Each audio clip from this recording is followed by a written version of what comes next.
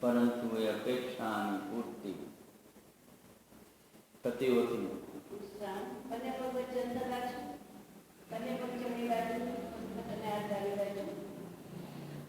ખોટી અપેક્ષાઓમાં જિંદગી એમનું વ્યતીત થઈ જતી હોય છે.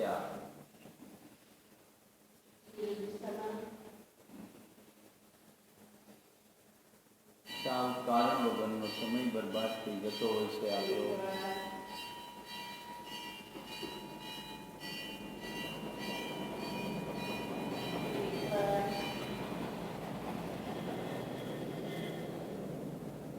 જીવનમાં સુખોથી વંચિત રહી જતા હોય છે.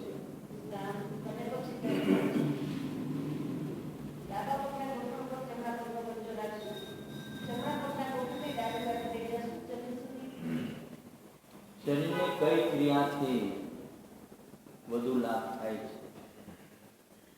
શરીરની ડિમાન્ડ શું છે?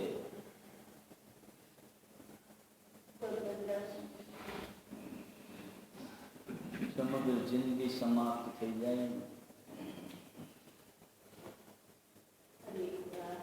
માણસને પોતાની ખબર નથી.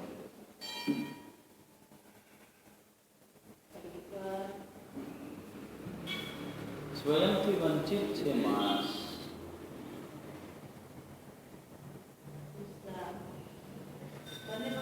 સ્વયંથી અજાણ છે માણસ.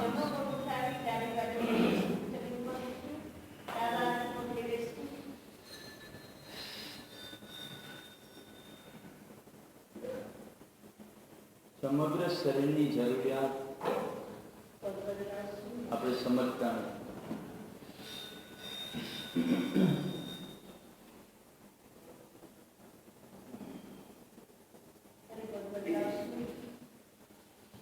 યોગ કરવાથી આ બધી સમજણ ધીરે ધીરે આપણી અંદર વિકસિત થવા લાગે છે.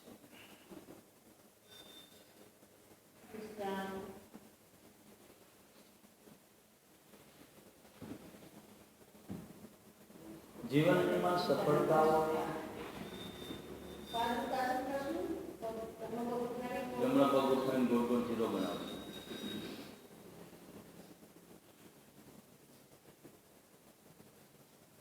ઘણી વાર મન આપણને ક્યાંય લઈ જાય છે,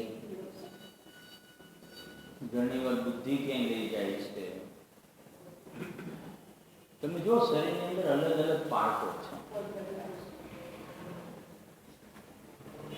મનુષ્ય જીવન મને તમને દેખાય છે કે પૂર્ણ છે, પણ અંદરથી વિભાજિત છે. જે વિભાજિત છે ને એને એક સાથે કરવાનું છે. તો મન જુદી દિશામાં કામ કરશે, બુદ્ધિ જુદી દિશામાં કામ કરશે,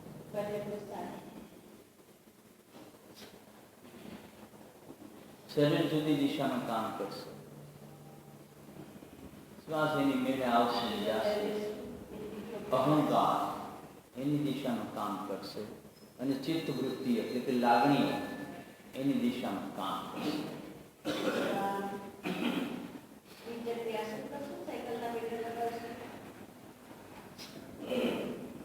તો 6 પાર્ટની અંદર શરીર વિભાજિત છે.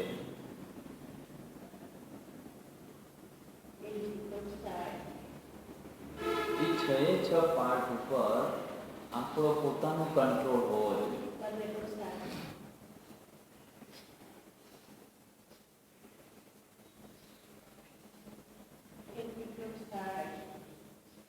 અને આ બધા ઉપર કંટ્રોલ માત્ર શ્વાસ દ્વારા જ આવે છે. શ્વાસ નામનું દોરડું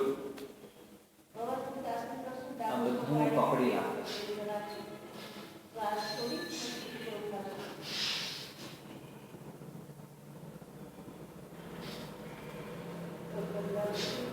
કારણ કે આંખો છે, કાન છે, નાસિકાઓ છે,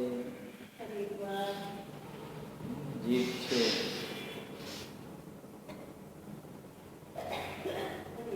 આ બધાના અલગ અલગ કાર્ય છે. પરંતુ એ કાર્ય કરે છે કેના માટે? તો આ શરીર માટે કરે છે. એ શરીરના અનુચરો છે, કાન છે, નાક છે, મોઢું છે, જીભ છે, આંખો છે, મન છે, બુદ્ધિ છે, આ બધા શરીરના અનુચરો છે. પરંતુ શરીરનો સેનાપતિ જે છે ને એ બનવાનું બહુ જરૂર છે.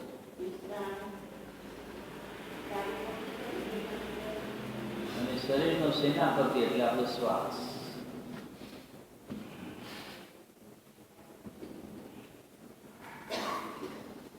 કારણ કે દરેક પરિસ્થિતિનો સામનો શ્વાસે કરવો પડે છે.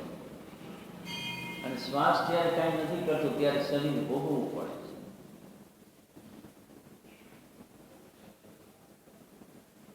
એટલે શરીરે શ્વાસ સાથે નાતું જોડી રાખવું.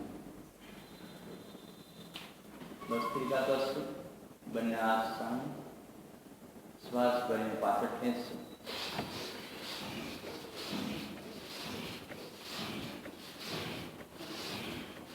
પોતાના હાથ છે, પોતાનો શ્વાસ છે.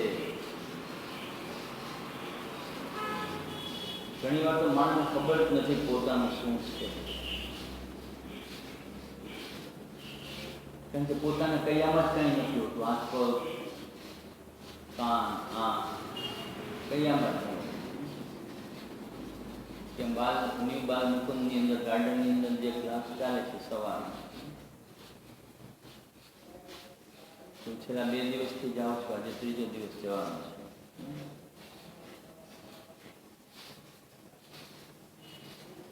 મને એ ન ખબર પડે. હું જ્યારે શ્વાસ લેવાનું કહેતો, પ્રાણાયામ કરવાનું, આંખો બંધ રાખીને કરવાનું કહેતો, મને આંખ ખોલી. હવે ત્યાં શું જોવાનું શું છે પણ ખબર નથી પડતી માણસને. અને આંખ ખોલવાથી આપણે કેટલું ગુમાવીએ છીએ ને એની પણ ખબર નથી.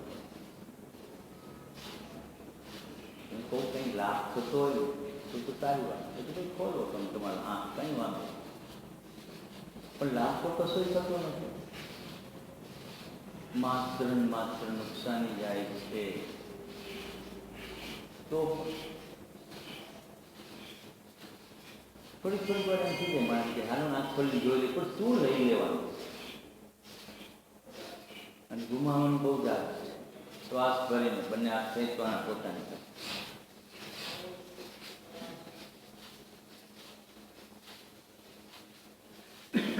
ઘણા શું કરતા હોય ખબર છે? હું બોલતો ને મને જોયા એક કરશે, કોણ જાણે હું મારામાંથી ઉર્જા એને મળી જવાની મને ખબર નથી. કારણ કે આમાંથી કંઈ ઓછું થાય તો ખબર પડે ને કે આપણામાંથી બહુ કંઈક લઈ ગયું.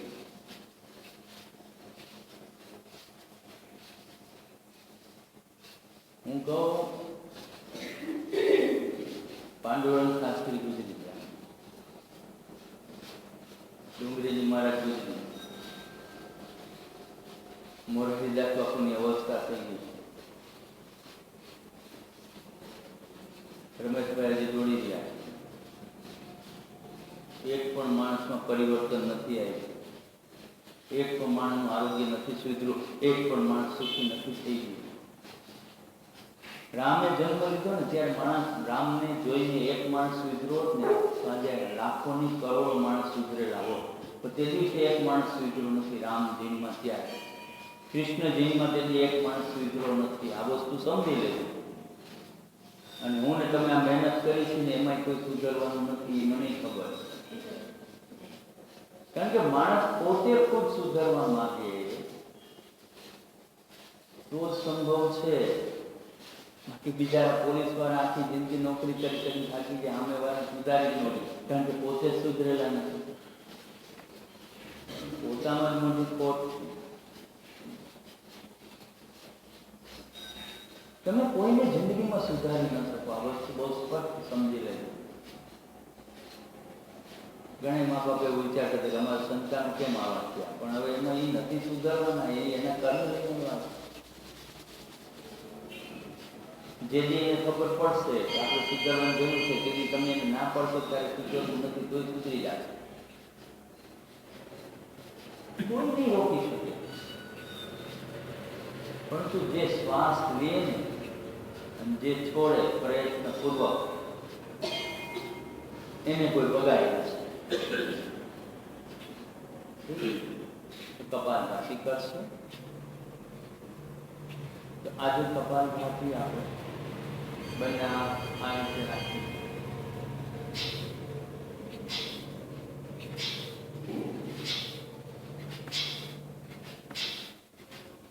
થાકી રહીએ ને એટલે હાથ થોડી વાર આમ લઈ લો, બધી પાછા આમ કરે. वो कौन वेद से उड़ने वाले घोड़े,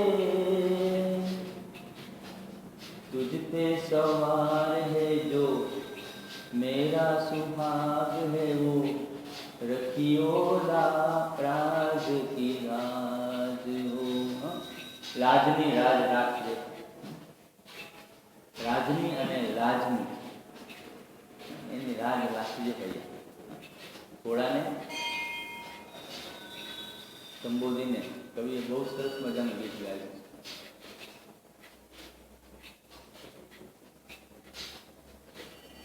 તો આપણે પવન વેગી થવાનું છે.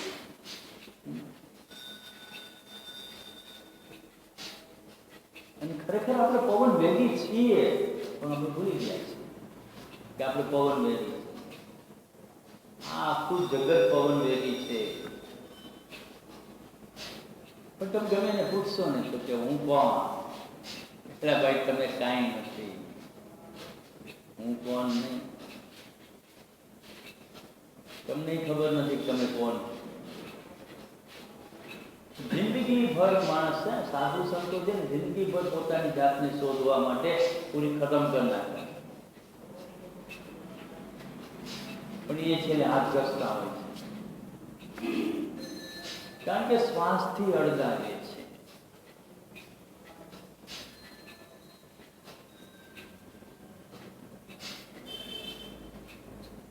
જીવનના 3 સ્ટેપ છે.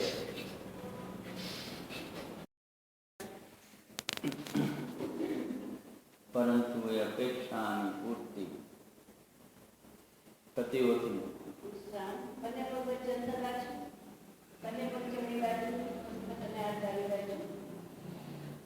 ખોટી અપેક્ષાઓમાં જિંદગી એમનું વ્યતીત થઈ જતી હોય છે.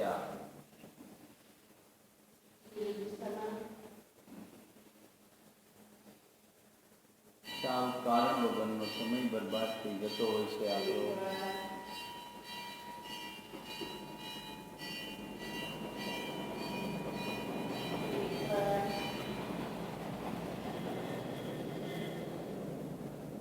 જીવનમાં સુખોથી વંચિત રહી જતા હોય છે.